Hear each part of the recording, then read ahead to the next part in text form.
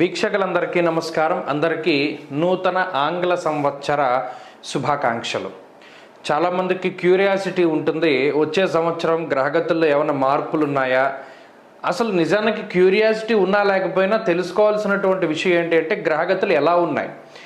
ఈ దీర్ఘ సంచార గ్రహాలను బట్టి చూసేటువంటి ఈ సంవత్సర ఫలితాల్లో ఈ 2025 సంవత్సరం జనవరి 1వ తారీఖు నుండి డిసెంబర్ 31 వరకు ఏ గ్రహాల తాలూకు అనుకూలత, ఏ గ్రహాల తాలూకు ప్రతికూలత మన మీద ఉంది అని తెలుసుకోవడం ద్వారా ఒక నిర్దిష్టమైనటువంటి ఒక ఆలోచన వస్తుంది.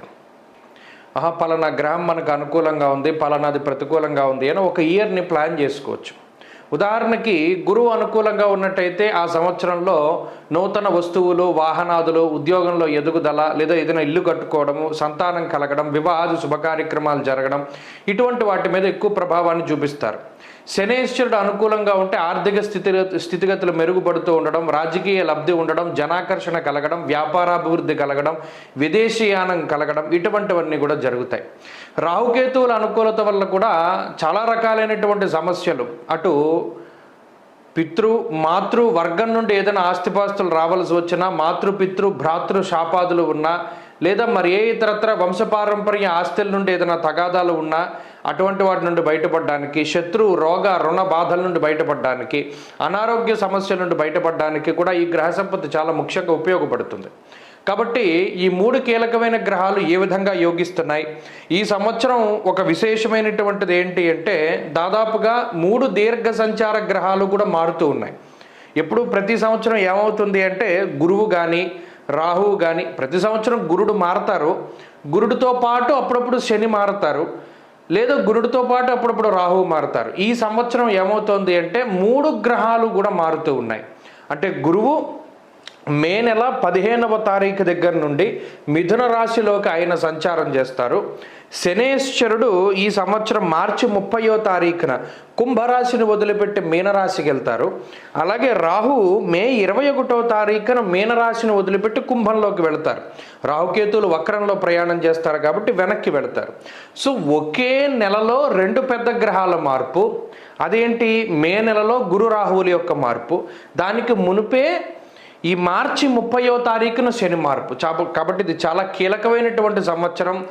చాలా గ్రహగతుల్లో మార్పులు, 3 గ్రహాల్లోనూ దీర్ఘ సంచార గ్రహాలు అంటే రాహుకేతువులు అంటే 2 కింద లెక్కేసుకుంటే 4 గ్రహాలు. ఈ క్రియాశీలకమైనటువంటి మార్పుల్లో లాభపడేటువంటి రాశుల్లో మీ రాశి ఉందా లేదా అనేటువంటిది మనం తెలుసుకుందాం. 2025వ సంవత్సరంలో మిథున రాశి వారికి ఏ విధమైనటువంటి ఫలితాలు కలగబోతున్నాయో మనం ఈ కార్యక్రమం ద్వారా తెలుసుకుందాం. ముఖ్యంగా ఈ మిథున రాశి వారికి గత సంవత్సరం గురుడు అర్ధశుభుడు, ఈ సంవత్సరం మే దగ్గర నుండి జన్మగురుడుగా ఆయన సంచారం చేయబోతూ ఉన్నారు. అలాగే మొన్నటి వరకు భాగ్య శనేశ్వరుడు, ఇప్పుడు దశమ కేంద్రమందు శనేశ్వరుడుగా ఆయన సంచారం చేయబోతూ ఉన్నారు. ఇప్పుడు ఈ రాశి వారికి భాగ్యరాహు యొక్క సంచారం ప్రారంభమైంది. అంటే ఇలా చూసుకున్నప్పుడు దీర్ఘ సంచార గ్రహాలైనటువంటి గురుడు కానీ, రాహు కానీ, శని కానీ అంత అనుకూలమైనటువంటి స్థానాల్లో లేరు. అలానే ఇదేమైనా ప్రతిబంధకమైనటువంటి దోషభూయిష్టమైనటువంటి స్థానాల్లో ఉన్నారా అంటే కాదు, ఇవి యోగించినటువంటి స్థానాలు.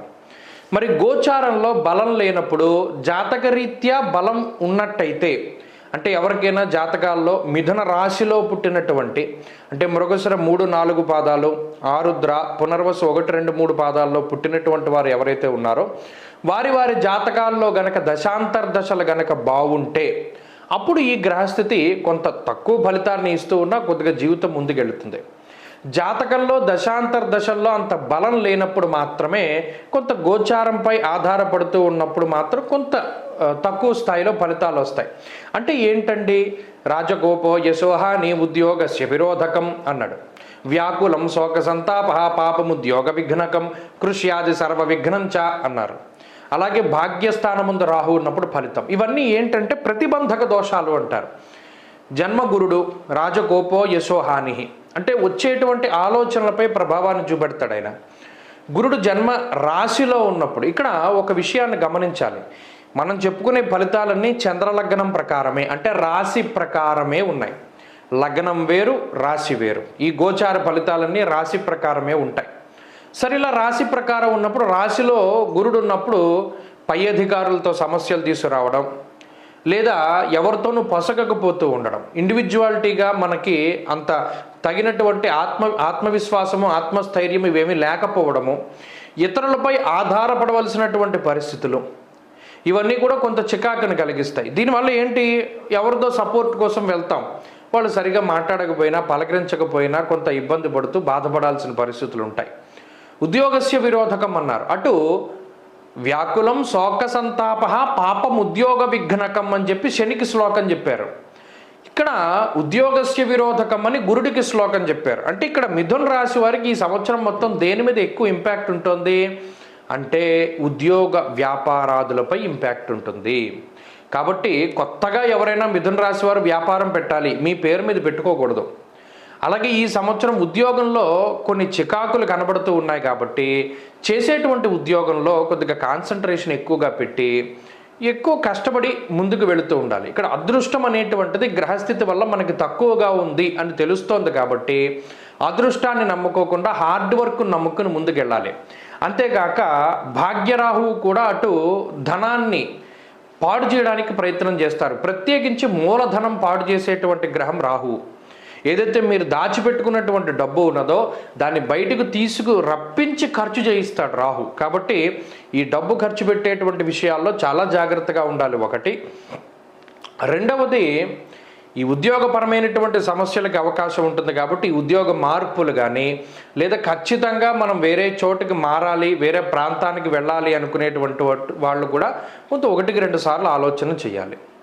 ఇక మూడవది ఆరోగ్యపరమైనటువంటి విషయాలు. ఇక్కడ ప్రత్యేకించి హెల్త్ సమస్యలు ఏమీ చెప్పబడలేదు, కానీ వ్యాకులం శోక సంతాప అన్నారు. అంటే మానసికమైనటువంటి సమస్యలు ఎక్కువగా ఉంటాయి.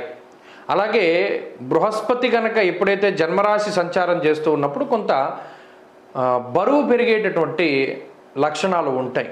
అంటే శరీరం వెయిట్ గెయిన్ అవుతూ ఉండడం, లేదా మనకు ఉండేటువంటి వర్చస్సు తగ్గుతూ ఉండడము, కొంత డార్క్ స్పాట్స్ ఎక్కువగా పెరుగుతూ ఉండడము ఇత్యాది విషయాలు ఈ మిథున రాశి వారిలో ఎక్కువ కనబడుతూ ఉంటాయి ఈ సంవత్సరం. సో ఆ రకమైనటువంటి హెల్త్ ఇష్యూస్ ఉంటాయి. అంతేగాక వంశపారంపర్యంగా ఏదైనా అనారోగ్య సమస్యలు ఉంటే అవి కొంత ఇబ్బంది పెడతాయి. లేదా 99% మానసికమైనటువంటి సమస్యలు ఎక్కువగా ఉంటాయి. కాబట్టి ఆర్థికపరమైనటువంటి విషయాల్లో ఖర్చు పెట్టవలసి వచ్చినప్పుడు చాలా జాగ్రత్తగా చూసుకోవాలి. ఒకటి. హెల్త్ పరంగా మానసికంగా ఎప్పుడూ కూడా ఉత్సాహంగా ఉండాలి. 2. ఇక ఉన్నతాధికారులతో కానీ మిత్రులతో కానీ సన్నిహితులతో కానీ కుటుంబ సభ్యులతో కానీ మెలిగేటప్పుడు చాలా జాగ్రత్తగా మెలుగుతూ ఉండడం ముఖ్యమైనటువంటి విషయం. ఇక ఈ సంవత్సరంలో చదువరులకి, కాంపిటేటివ్ ఎగ్జామ్స్ రాసేటువంటి వాళ్ళకి, వీళ్ళందరికీ లాంగ్ టర్మ్ తీసుకునేటువంటి వాళ్ళకి, వీరందరికీ కూడా గ్రహస్థితి మిశ్రమంగా ఉన్నది. జాతకంలో దశాంతర దశలు ముఖ్యం కాబట్టి దాన్ని ఆధారంగా చేసుకుని ముందుకెళ్ళాలి. ఈ సంవత్సరం మొత్తం కొంత ఈ గ్రహస్థితి నుండి బయటపడడానికి, బాగుండడానికి ఏం చేయాలండి అంటే దక్షిణామూర్తి యొక్క ఆరాధన కానీ దత్తాత్రేయుని యొక్క ఆరాధన కానీ చేయాలి. సిద్ధమంగళ స్తోత్రాన్ని ప్రతిరోజు చదువుకుంటూ ఉండడం, లేదా ఆదిత్య హృదయాన్ని ప్రతిరోజు చదువుకుంటూ ఉండడం, దక్షిణామూర్తి స్తోత్రాన్ని ప్రతిరోజు చదువుకుంటూ ఉండడం మంచిది. ప్రత్యేకించి గురువారం వచ్చింది అంటే శివాలయానికి వెళ్ళి దీపారాధన చేసి నంది దగ్గర దక్షిణామూర్తి స్తోత్రాన్ని చదవగలిగితే ఈ సంవత్సరం మొత్తం మంచి ఫలితాలు సంప్రాప్తమవుతాయి. స్వస్తి.